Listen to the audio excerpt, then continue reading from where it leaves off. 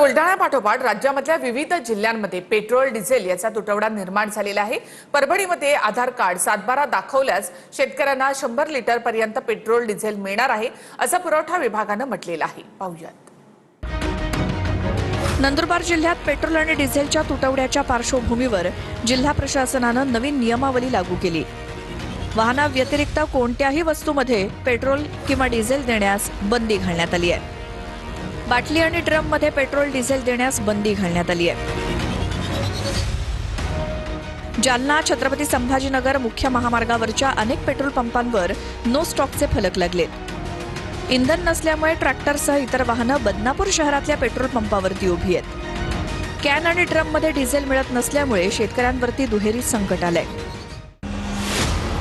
परभणीत शेतकऱ्यांना दररोज मशागतीच्या कामासाठी 100 लिटरपर्यंत पेट्रोल डिझेल उपलब्ध करून देण्याचे आदेश पुरवठा विभागानं दिलेत।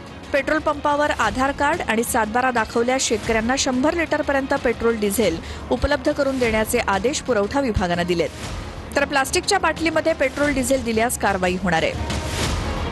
आज जर ह्या 8-10 दिवसामध्ये शेतीची मशागत किंवा इतर काही कामं जर शेतीची केली नाही तर पुढचं पूर्ण पीक त्यांच्या हातातून जाण्याची शक्यता आहे।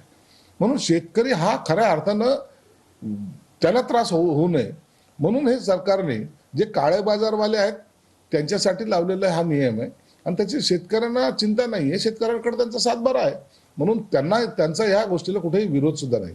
परभणीमध्ये मी मागाशी तुम्हाला सांगितलं की इथं 7/12 असलेलं डीजे वगैरे हे अत्यंत चुकीचं आहे। या बाबतीमध्ये आम्ही सगळ्या कलेक्टरांना सूचना देण्यात येतील। कुणाही रांगा लावायची गरज नाही। कालच या राज्याचे मुख्यमंत्री देवेंद्र फडणवीस साहेबांनी सगळ्यांना आश्वासित केलेले जाहीर केलेले की डिझेल पेट्रोलचा साठा आपल्या राज्यामध्ये व्यवस्थित आहे। वाशिममध्ये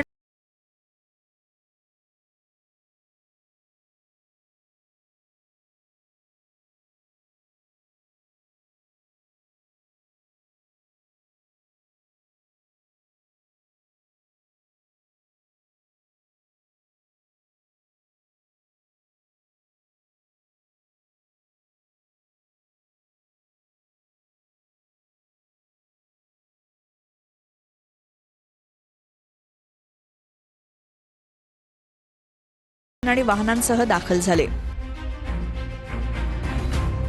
अकोला शहरातील उमरी परिसरातील डोके पेट्रोल पंपावर पेट्रोल डिझेलचा स्टॉक उपलब्ध नसल्यामुळे रात्रीपासून पेट्रोल पंप बंद ठेवण्यात आलाय।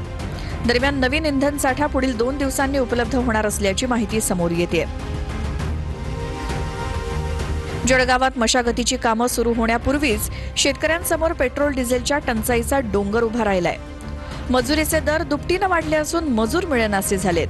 दुसरीकडे 4 ते 5 दिवसांपासून निर्माण झालेल्या डिझेल टंचाईमुळे ट्रॅक्टरची कामं ठप्प झाली आहेत। पेट्रोल आणि डिझेलचा साठा संपल्यामुळे 2 दिवसांपासून जळगावातील 3 पेट्रोल पंप बंद आहेत। आकाशवाणी चौकातील जैन ब्रदर्स, जिल्हापेठ परिसरातील दक्षता पेट्रोल पंप आणि पांडे चौकातील इंडियन ऑइलचा पेट्रोल पंप बंद आहे।